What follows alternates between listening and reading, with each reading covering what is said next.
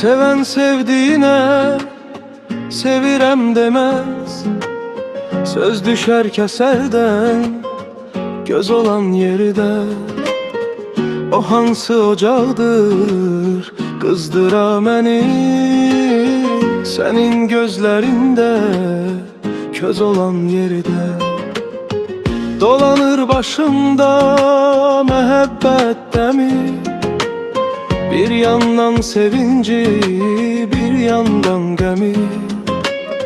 Yığılsa dünyanın əsli kərəmi, dəymez beş qəpiyə biz olan yerdə. Dünya cavanlaşar, seviner beşer. Gezmez ortalıqda ne qeybət nə şər. Sevgi məhəbbətdən söz söhbət düşər. Oğlan olan yerdə, qız olan yerdə.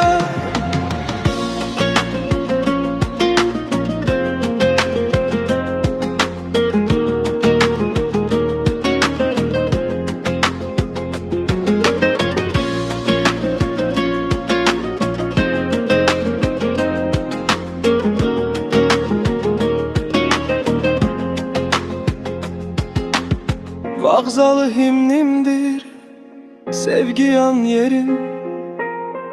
Bu kanun namine iste can verim. Deyesen tərifli səslənir şerim. Sıxılan tərifli söz olan yerdə. Bu hökmü sevenlerin hökmüdür ancaq. Gel anan verməsə qoşulaq qaçaq. Qəmlini də anlayıb kim qınayacaq? Əhdi peymanına düz olan yerdə. Akif Gəmli. Dünya cavanlaşar, seviner beşer. Gezmez ortalıqda ne qeybət nə şər. Sevgi məhəbbətdən söz söhbət düşər. Oğlan olan yerdə, düz olan yerdə. Akif Gəmli.